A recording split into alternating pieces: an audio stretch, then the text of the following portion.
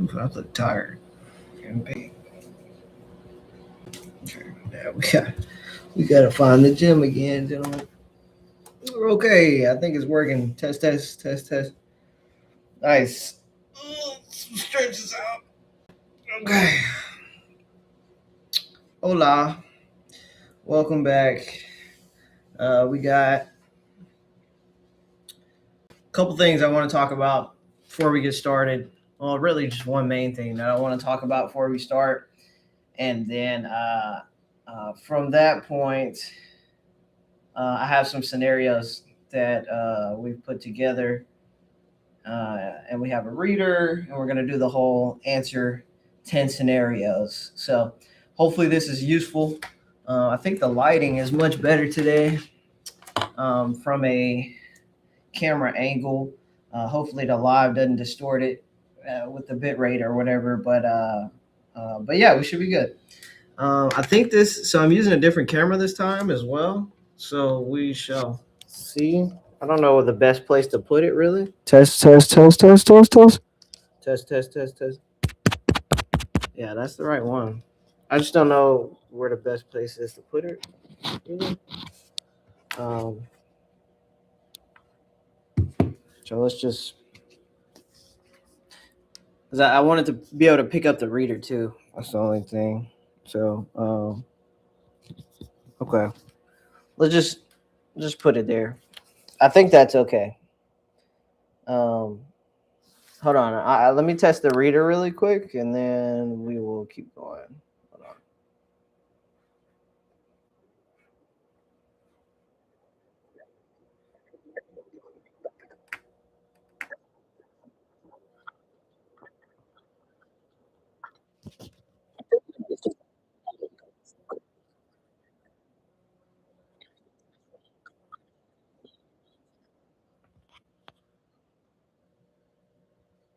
Okay. Yeah, we're just gonna have to see if it picks it up because it really didn't show me anything. So okay. All right. So first, just kind of want to start off talking about some things that I'm seeing right now. Uh, this is gonna be kind of geared to the first timers. So if you're a first timer or never have bought a home, or you're struggling with the ability to buy, um, or making it make sense, a big consideration I want you to take is focus.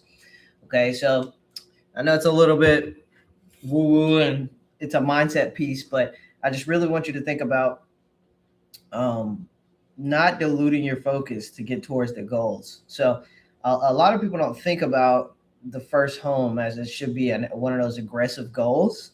Um, and I think that is a big mistake. And let me tell you why. The reason I say that is we are all in a hurry right now to diversify before we are even capable. So the point of diversification in the financial world, and if you don't know what that means, that just means spreading your resources to protect or mitigate risk. Um, but the fallacy of diversification is the timeline. You go get money, then you diversify. You don't diversify in order to get money, if that makes sense. Okay, so let me give you an example. If I Let's say I'm little LeBron, okay, and we want to play basketball. If in middle school or high school, when LeBron was playing football and basketball at the same time, if he chose to continue to do both, he would never be as good as he is today. Why is that? Because he wouldn't have left and went straight to the NBA because he still felt like he had an NFL opportunity with football. It's the exact same thing when it comes to financials. So when this happens, or you get the opportunity to um, focus on one thing, it's very important that you put all of the weight to that, uh, and all of your efforts. Think of it as like a concentrated focus. Like if you have a magnifying glass, if you've ever done that and try to burn a hole through the paper, the whole point of that is so that it concentrates the sunlight into one small point and then burns through the paper. You have to be that focused when it comes to any goal.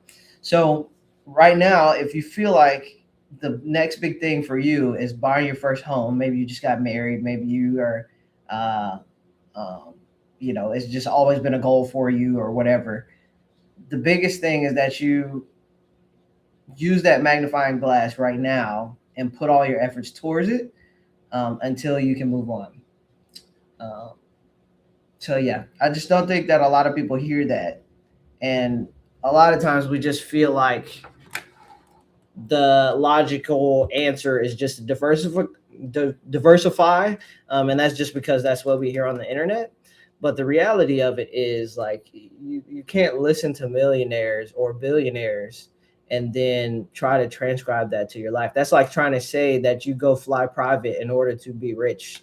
No, that is a thing that comes from being rich. You can fly private. That doesn't mean that it's because of it. So I just really want you guys to think of that if you haven't gotten into the home buying space yet.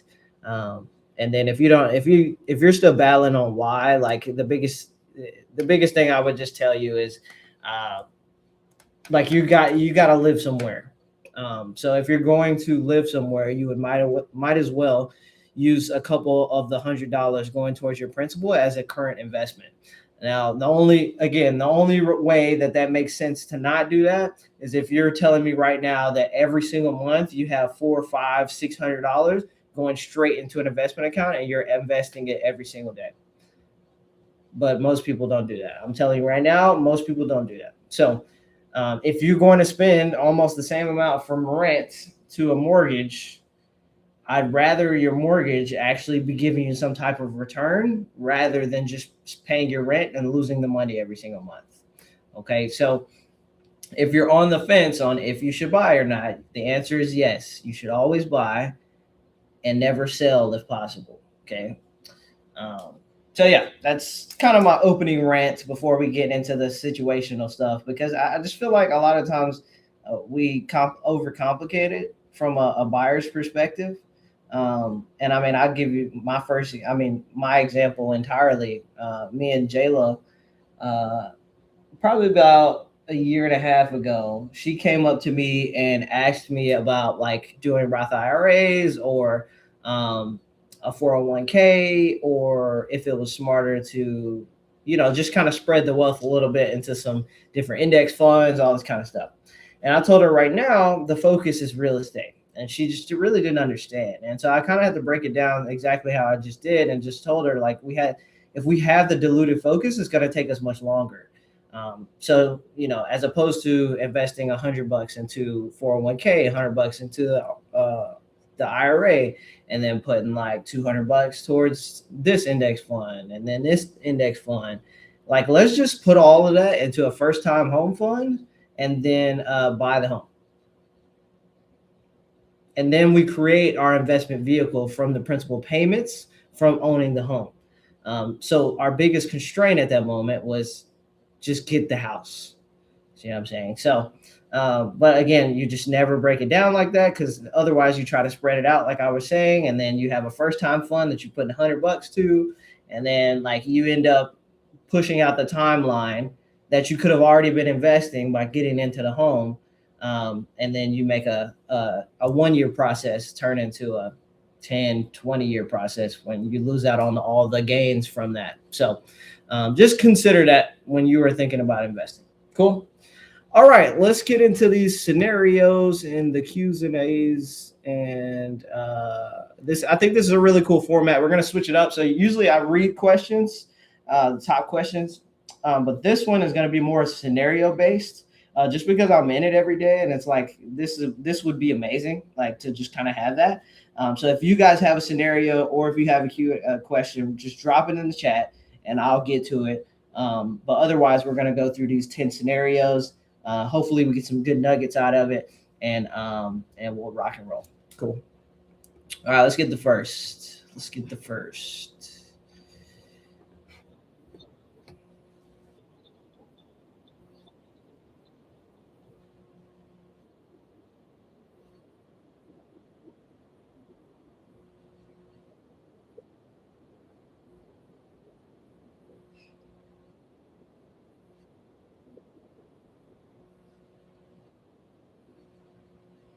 Okay, this is really good. I don't know if that worked or not, or if you could hear that. But essentially, there's a cracking foundation. 2 days left in option. Don't know whether to walk or to keep the house. Sounds like really love the house. So let's just stick there for a second. If you love this house, the issue is not the cracking foundation. Okay, and I don't say that to say like buy the house anyways, even with the foundation bad. Not saying that. But there are ways to where you can at least find out. So you have 2 days left in option.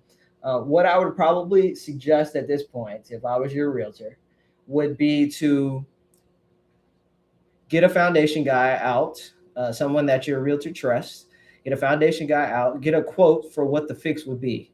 And then play that into your negotiation with the other side of the seller. So let's say it needs to, because usually cracks aren't that bad. Cracks are just a symptom, but it's not usually the root cause. It's probably off of shifting or something like that, which all foundation shifts, so that it's completely normal. Just owning the house. So, I mean, your house is going to crack again once you buy it and in 10 years. So just pay attention to that. The biggest thing is understanding what the actual issue is and how much it is to fix it. So if you have a foundation guy come out there and let's say they need to install two piers to bump up one side of the house so that the house realigns, then I don't know, like, if it's $7,000 to do that, then I would just go back to the seller and ask for a concession of $7,000. So that way you can take that cash off of your cash to close and you can do whatever you wish with it.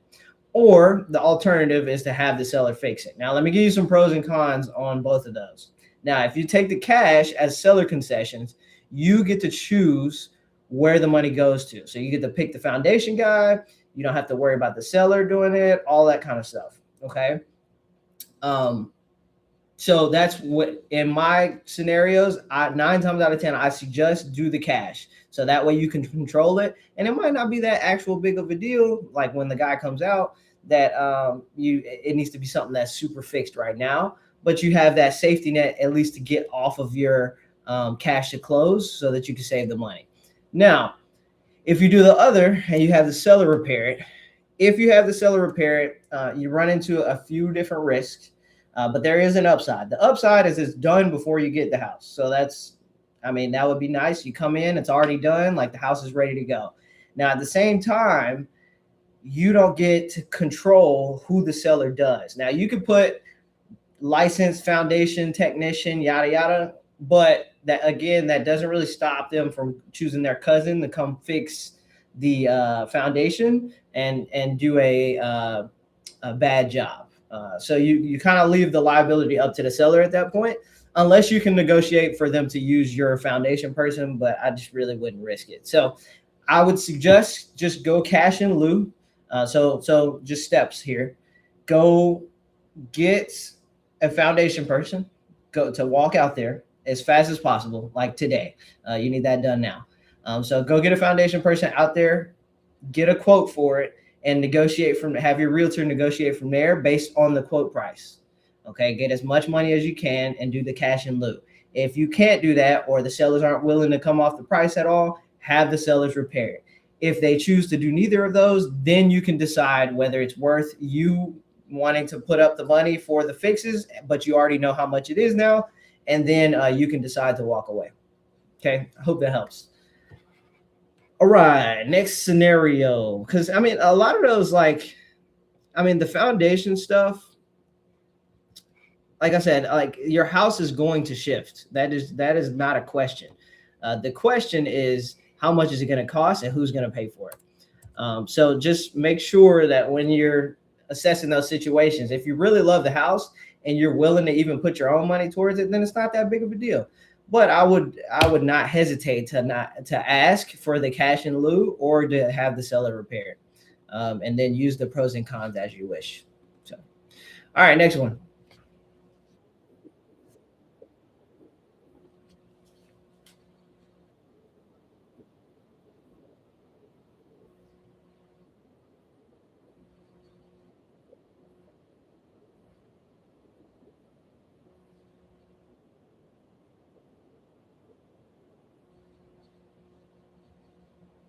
Okay, so I think that's it.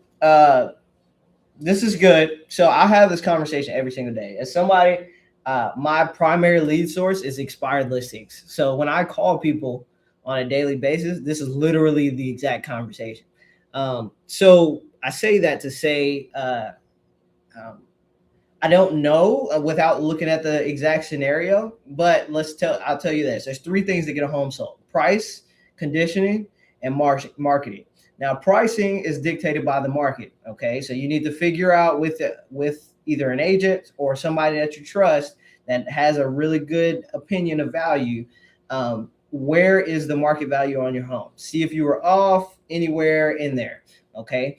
Now, the second thing, condition, you need to figure out, this one's on the seller. So at you as the seller, let's figure out what condition is the home in. Are you staged? Are you fully updated? Did you guys do any of this stuff? Um, and make sure that the pricing that you chose matches how much it's going to be worth. So, perfect example is if the house next door for you to you sold for the same price that you were listed at, but they were fully renovated and had new stuff and like all of this kind of stuff, then you got to understand that you either need to match their condition or you need to come down on your price because the market has chosen that that is what a renovated home costs in that market, if that makes sense.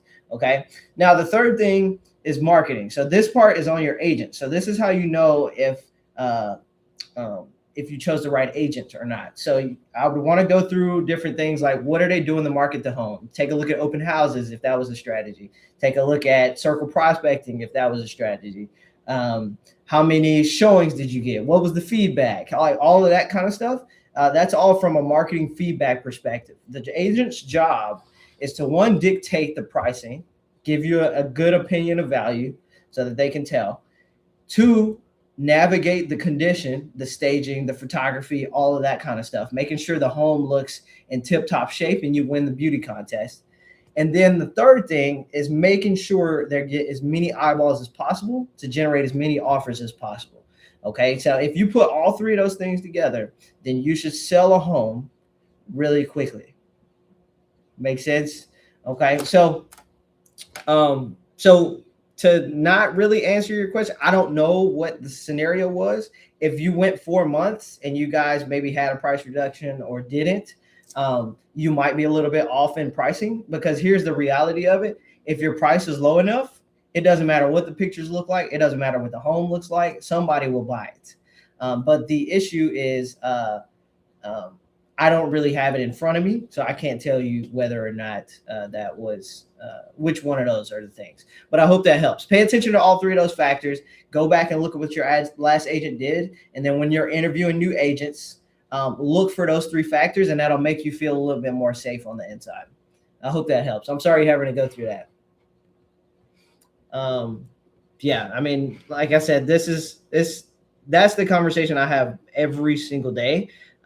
Just because like I call the expired listings, and a lot of times the agents either didn't communicate or didn't have the ability to just kind of tell the seller what the real price was, or don't have the ability to market, or all that kind of stuff. So you gotta make sure that you're one interviewing and looking for the right things, and not just somebody with the flashy photos and the Instagram videos and all that kind of stuff. You want somebody that understands the three things that actually get a home sold. Cool.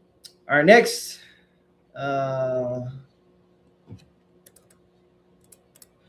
okay. Yeah, play.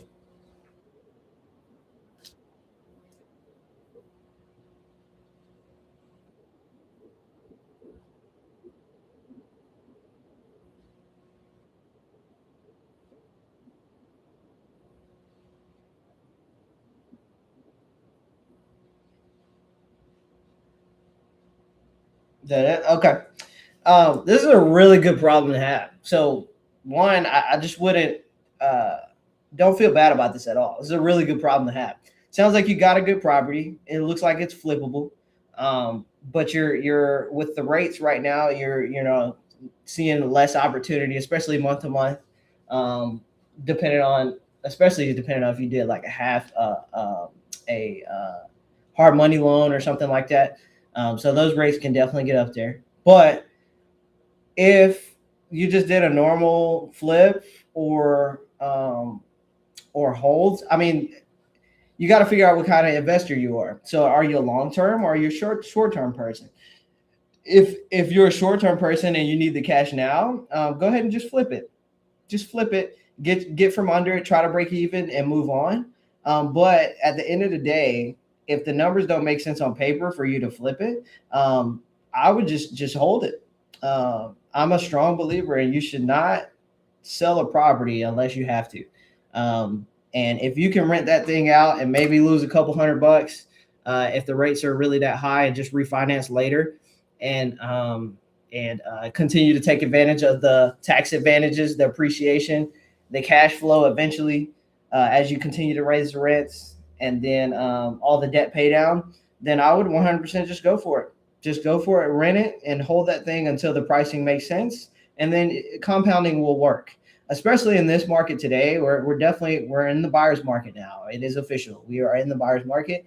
Um, when you're finding these kind of deals, the important part is to remember that there's never a bad time to buy and only bad times to sell. So if you don't have to, just wait it out and go take your appreciation in the future. Okay. But yeah, you got to really define what kind of investor you are. There's cash flow investors, there's appreciation investors. A lot of people around here in Dallas are, it's a lot of both. But like if you come up north, like Frisco, Plano, stuff like that, it's really attractive to be an appreciation investor, just because, like, Frisco has saw. I mean, people bought homes for $250,000 in Frisco 10 years ago. That same house is probably worth like 500, 600. So it's pretty insane, what waiting can do for you if you can take advantage of it. But again, if you need the cash and you can't afford to hold on to the property and lose the money, um, because the rates are driving you up and insurance is going up and all kinds of stuff. So like if you can't afford it, then don't do it. Just cash out and move on to the next one. But if you can, hold that thing. Hold that thing as long as you can. Cool. Yeah, I don't think a lot of people think about like the actual ways we make money in real estate. I mean, debt pay down. Like if you get a loan on the property and then you pay down the debt, you are increasing your equity, and that is a way to increase your money, because you get to take advantage of more appreciation capture. So that's step one. Then you have step two of like the actual cash flow.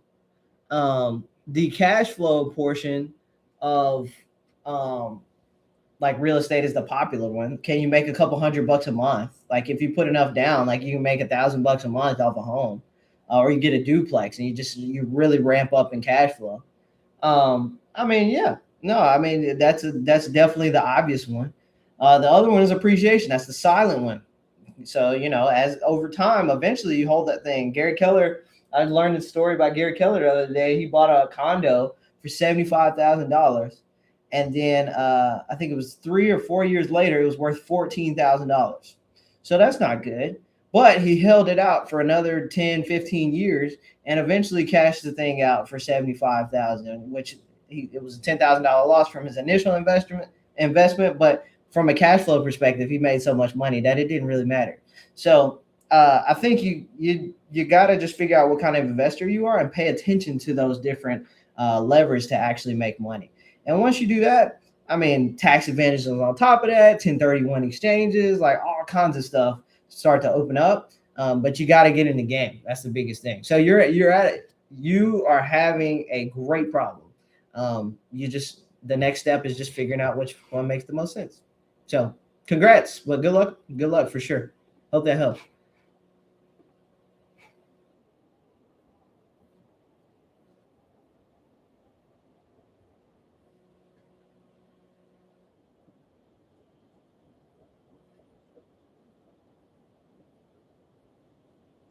Mm,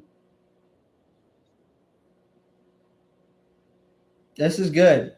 This is really good. So I've actually been doing a lot of recently doing a lot of legacy studying and legacy planning, just because like it's really good to have those back end solutions for these exact situations, knowing when to do what. My first question to you would be: do you need the income from this property to move to your next one? If the answer to that is no, then I would suggest probably deciding one between investment vehicles to help you give you extra cash as you retire and move on into the new community. Because who knows, you might be able to sell that property for a big amount, split that into two properties via 1031 exchange. So that way you dodge the taxes or you defer the taxes and take that income from those two properties and use that as your extra cash in your new community. And then while you do that, you put all of this into a trust, making sure that all of your beneficiaries and heirs can also take advantage of that tax-free income as well. So yeah, I mean, it really depends. The main question is which one comes first. That would be my main question: is do you need the actual income from this one to buy the next one? If not, I would 100% go 1031 exchange into more investment vehicles so that you compound the assets from appreciation, like we just talked about. And then you also put down enough because you own it free and clear that you can cash flow from both properties, and you use that as just extra money for your new community as well. So that would be the main question. If you can, do the buy the new senior community or the retirement community, go live there, sell this one 1031 exchange. If you cannot, then that's when it becomes okay. Can you live with someone else temporarily while we get this one sold, and figure out how to defer the taxes? You use the because what we don't want you to pay is a whole bunch of capital gains. And I'm still looking a lot into the different tax codes on this because I know there's an extra tax if you're if you're a certain age. There's a certain amount of taxes that you can go under. Definitely talk to your CPA for sure, but you want to avoid the capital gains taxes as much as possible, so that way you can just pocket the money, and then use that to get to a new investment vehicle where it's splitting some of that up into like just an index fund, or if you just want to buy your kids another rental, or if they're looking for a house using that, you can also 1031 into that as well. So it's a lot of different options. But yeah, my number one question would be, do you need the money to get into the next one? And that would drive the entire scenario. I hope that helps. That's a great position to be in. I know you said your kids are gone. That's totally fine. But yeah, I would just see like if there's ways you can defer the taxes, because what you don't want to do, and I don't know if you have like a spouse or anything, because you can get up to $500,000 avoided in capital gains. So I just don't know the exact numbers for your situation, but if that works and you can get rid of it tax free, then yeah, go pocket the cash and move on. I mean, like I said, you're in a really good position. So congrats. All right, next one.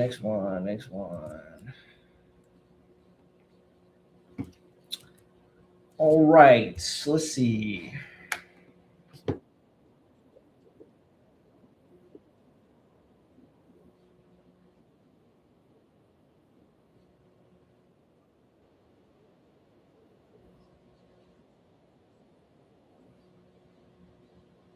This is good. This is a really good one. This happens way more than you could imagine, but usually with flippers, not usually renters, but it's all the same. So from an investment angle, you need to understand the game. Okay, you don't need to fly blind. Like you said, I think it's just a little bit of uh, I don't say this in a bad way, but it's a little bit of ignorance, just because you don't know anything about it. So what I would say is you need to learn the game. I have plenty of videos breaking down what we call a hold sheet. I will put the link down below. You can take that link, go fill out a hold sheet for just any property, and start to figure out what numbers you like and what you don't.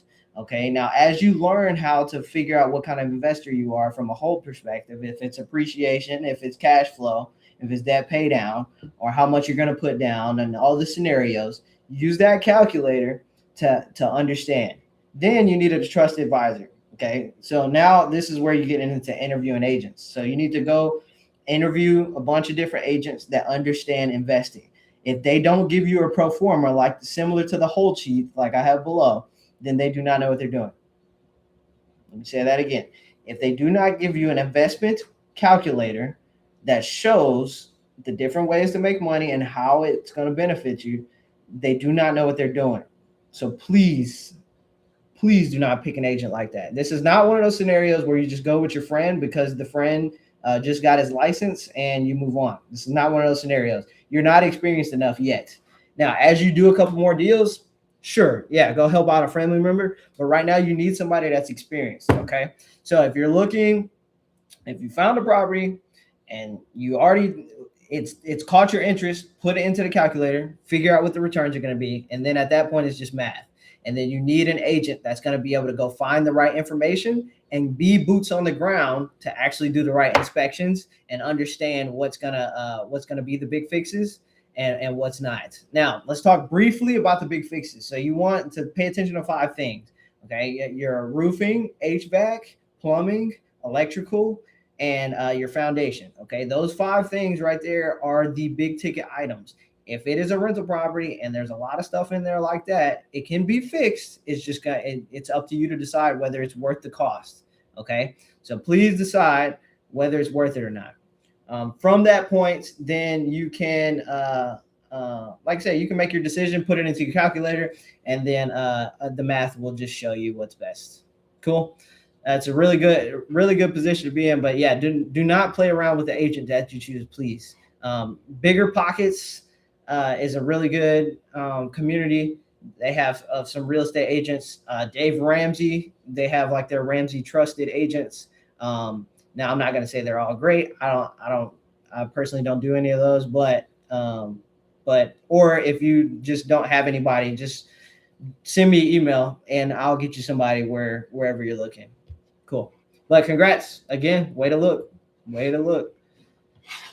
I love to hear it. All right. Next. Oh, we're flying. I got probably 3 hours. I got 3 hours, not of doing this. Let's be clear. Not of doing this, but 3 hours of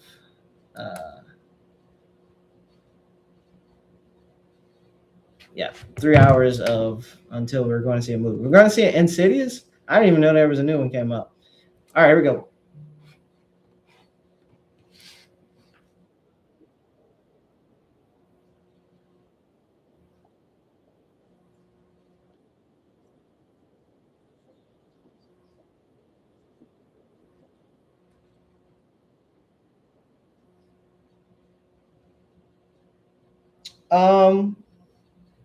Yeah, I mean, see, it's also tough because I don't know the scenario. So you could be right. You could not be right. I don't know, but I would go back to what we talked about previously. So there's 3 things that get a home sold: price, condition, marketing.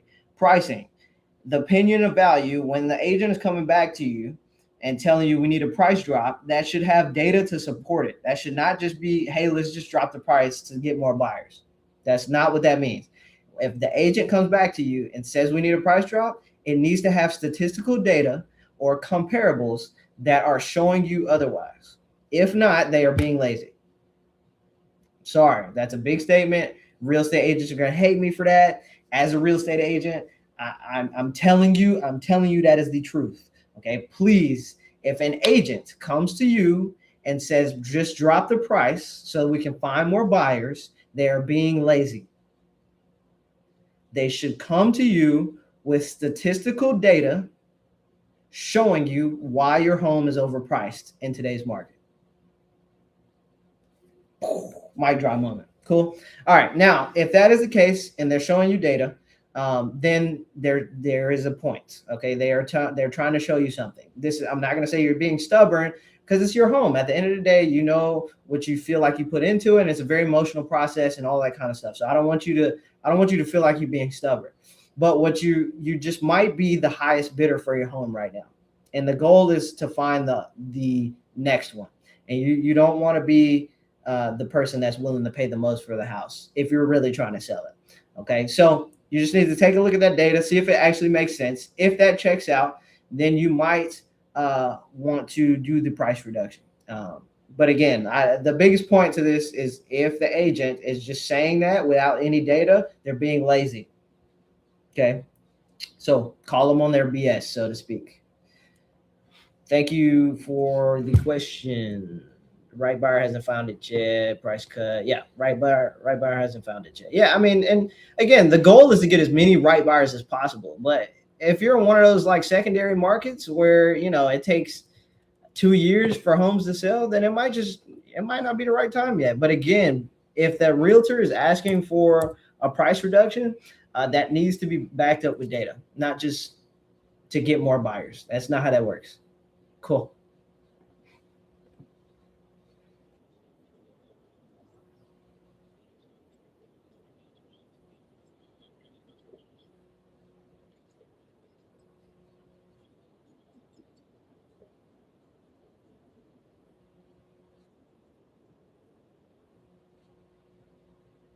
This is good. It's a really good question. How do people make this call? I can only give you what I have seen and experienced. So let me give you this. So when we do buyer consults, or when I sit down with a buyer, a new buyer I get, we sit down and go through what we call the five pluses and minuses. So your must haves and your must nots. So the goal is to define those as early as possible, and then run that list by every house. So your agent should run that list by every single house that you see, and that will delete most. That will delete most of the homes. Now, if you're in this scenario, and let's say you bypassed and both of them check off the boxes, then truly it's one of those that you make an offer on both. Now, let me explain. A lot of people are scared of this because they're like, "Well, I don't want to buy two houses." That does not mean that. What you want to do is go deeper and find out the details on both homes, so you have more information. So this is just overall outside of real estate. If you cannot make a decision, it's because of a lack of information. It's not because a lack of um, worthiness or ideas or anything. Okay, you just need more data. All right. And then eventually it gets to a point to where you just make a judgment call. So you made the pros and cons list. That's really good. The second thing would be to decide the details. So my brain is getting, it's overloaded. All right, so let's just start like this. So 5-step framework that we use here to make decisions. So step one is consider all the options. So you have both homes. So that is the options on the table right now. So you have the smaller, newer home that's move-in ready, and then you have the fixer-upper that's a little bit more of the size that you want. Okay, now those are your two options. Step two is going to be figure out the details of all the properties. Okay, so you want to figure out is there any repairs that need to be done? Are there any because you said it's a fixer upper, but that might just mean cosmetically. That doesn't mean that like the inspection goes through and then you need to fix the foundation and needs a new roof and all that kind of stuff, because that could be your make or break. So that's why I would say offer on both. Go through the inspections in an option period and get that inspection report and put those two together. So that way you get all the details of both sides. You get the seller's disclosure form, you get all of the stuff for both properties, and you can weigh them against each other. Okay, now after that, that's step two. Now after that, step three is going to be the pros and cons. So you just kind of skip the details part. So go through and get that inspection report, offer on both, go do an inspection after you get both of them accepted. And then from that point, you can decide from that, redo your pros and cons list. Okay, then redo your pros and cons list and go to step four. Step four is going to be where you actually do, you make your gut call. Okay, so you make your gut call. How does that make you feel? Figure out like what internally you will get a feeling of I should go this way, or I should go this way.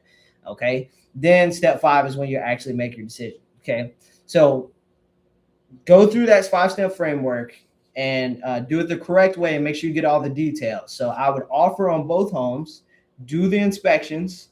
Well, first get both accepted, And then once you get both accepted, do the inspections, do a little negotiating, and then back out of the one that doesn't work out or feel the best. I hope that helps. That is like the most freeing thing ever, is when you have both options on the table and it's up to you to just back out of the one that you don't want. Sure, you risk a couple extra $100, but would you risk an extra couple $100 to make sure that you got your dream home? In most cases, the answer is yes, unless you just truly can afford it. So now, if the scenario is you can't afford to do both of them, just make a judgment call. Just make a judgment call. That's a really good, again, really good problem to have. There's plenty of people out here in this market today that can't find any house that matches their needs. So for you to have found two in completely two different scenarios that you're willing to get, bravo to you. Cool. Next.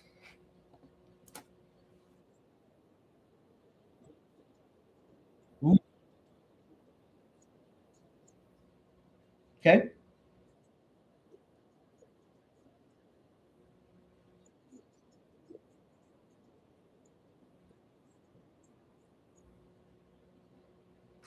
I can't remember. Did he say he sold the property? Okay, it's already sold. Okay. Um, Hold on. I'm gonna replay it one more time.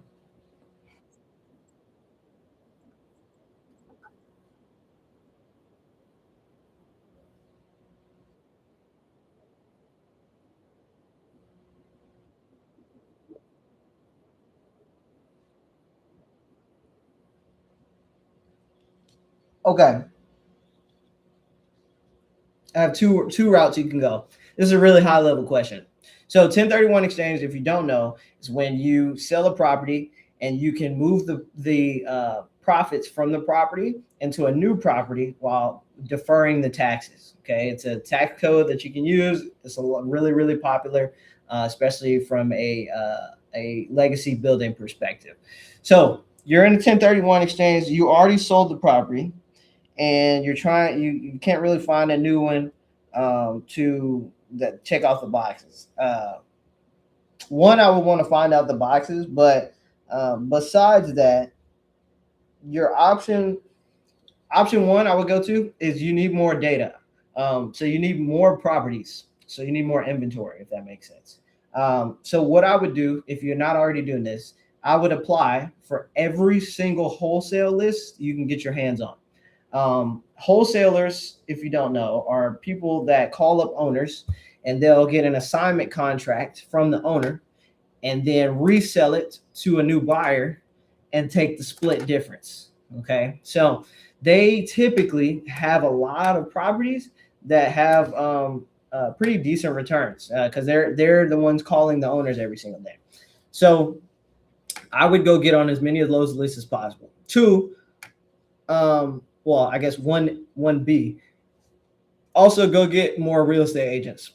Go tell more real estate agents that you are looking for deals and that you need the cash as fast as possible. I would. A lot of investors do this wrong, and they'll go to the individual agents. But I would recommend walking into a brokerage and like talking at like a class. So we have lots of classes here that we'll do. And if an investor were to like sponsor a class, go into the front of it and be like, "Hey, I'm full cash. I'm ready to go." You would be surprised at how many off-market listings they would get, and that would be your ticket in to find those interesting deals. Now, the second side of this, besides like the tactical of like go employ more people, you can up the level of deal flow. So I'm not sure what your criteria for a deal is, but I would find out what the actual target is and try to split the funds, if that makes sense. So let me give an example.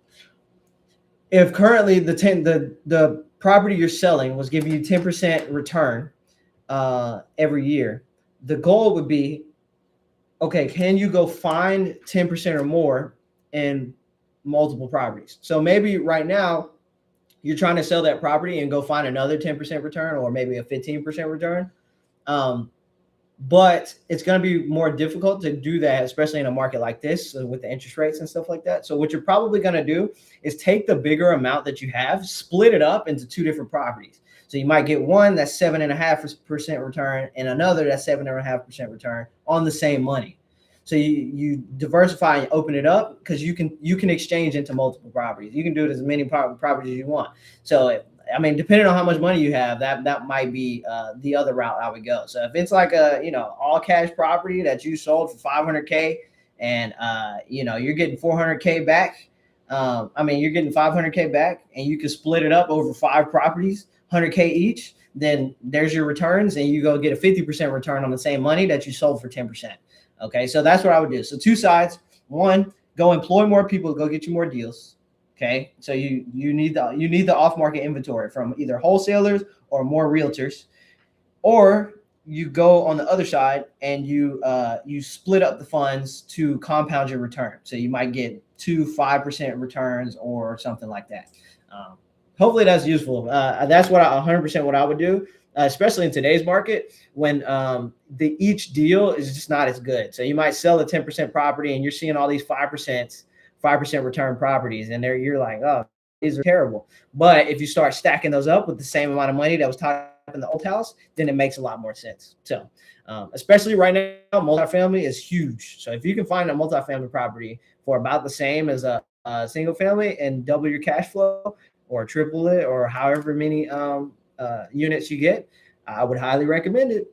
And you stair step up now. I mean, because you just need a like kind property. So you can go get a multifamily with the 1031 exchange uh, and 5, 6, 32x your return. So yeah, that's what I would do. Two different things. Two different things. That was fun. That was a good one. That might be my favorite one of the day. That was really good. Yeah, 1031s are such a cheat code. Like anything you can avoid taxes, win. Like I said, I'm doing a lot of legacy studying right now, just like for estate planning and stuff like that. I'm meeting a lot of attorneys and such. Just learning some of the tax code and different ways I can get my clients to help out. And as I continue to learn more, I'll have more insight for some of that stuff. So who knows? I might be giving bad advice now, but I might learn something in the future. So all right, next, two more.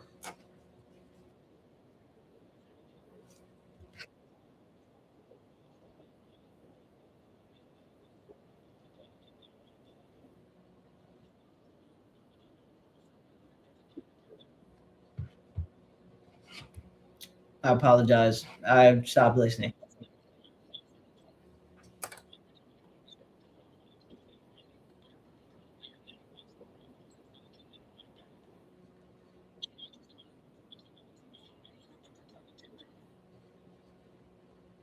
Oh, yeah, this one's super easy. Like this might be the easiest one so far. One, uh, uh, there are definitely horror stories for self managing. But there are plenty of people that do it and are doing totally fine. So you can self manage all you want. It's just dependent more on the tenant screening process. That's the biggest thing. You want to make sure you get a good tenant. But if you save on the cash and you really need the margin, like do it, sure.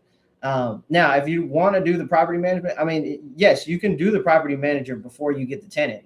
Most property management companies will go find you a tenant, and they'll do the whole screening process and take care of all of that for you.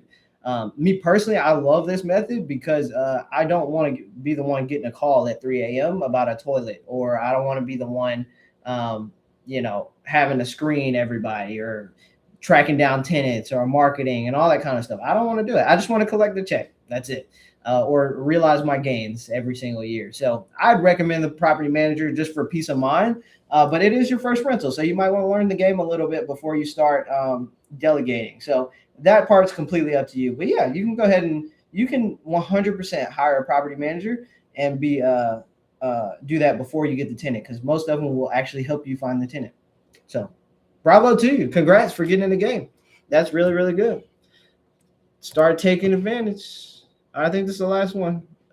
All right, we got one. We got one. Oh, this one looks fun. Okay. All right. Last one.